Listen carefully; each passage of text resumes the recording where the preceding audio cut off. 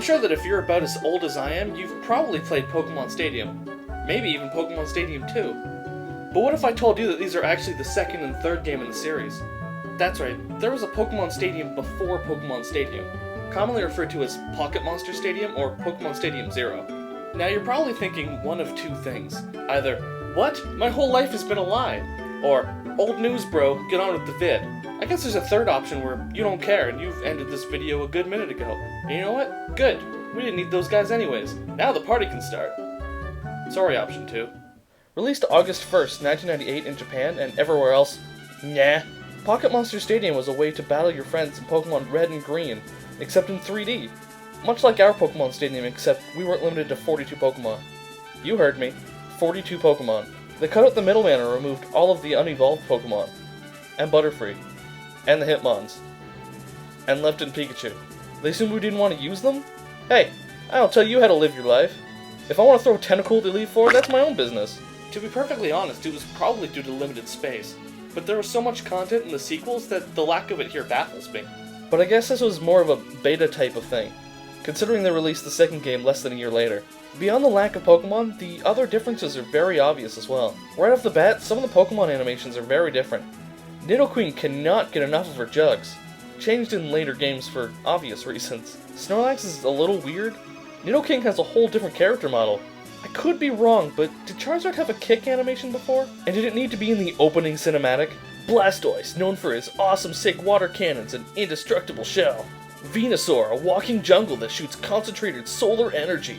Charizard, mad kicks. So after about an hour of bumbling around in a game written in a language I do not know, I've pieced together that what looks like money is the move Body Slam, and that is Earthquake. And that's all I need to know, because everyone and their grandma has Body Slam and Earthquake. And Hyper Beam. What's with all these top-notch attacks?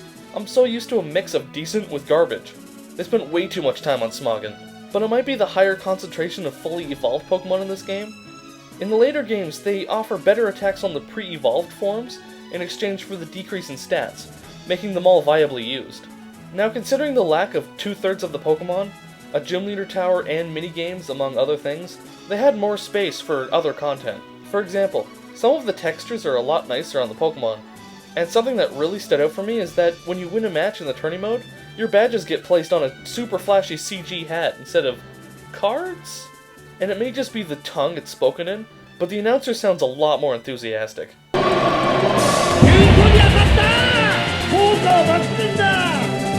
Now I'd like to mention the difficulty.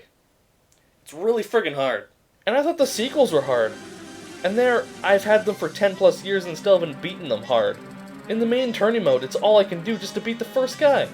Smug little Brock clone? Who is this kid? Remember when I commented on how everything has Body Slam, Earthquake, and Hyper Beam? Yeah, well, that also goes for the enemies. And they also have access to some attacks that you don't, like Blizzard. Oh look, it's a Tauros. That's no big. Holy shit! Come on. I just can't keep up. Now, it's very obvious that the main viewpoint behind this game was to be more of an accessory to the Game Boy games, other than a standalone game. The only game modes that don't require the Game Boy games are the free battle mode and the 2 different tourney modes. It's a shame that I don't have the resources to really try them out, but the Game Boy related game modes look to be the same as the ones on the sequels, which I do have the resources to use. There's the ability to look at and transfer Pokemon from your Game Boy games to either the N64 cartridge or another game connected by another transfer pack. And there's the Game Boy Tower, which lets you play your portable Pokemon games on your TV. And by similar means, you can teach your personal Pikachu surf through the game, just as you can in the sequel. Now, it's not really fair to review a game that I can't play all of or even read, so I won't. I just thought that this was a cool part of Pokemon's history that a lot of people have either forgotten or they haven't heard about it before. Take this video as you will. I made it for you. And me. I had fun.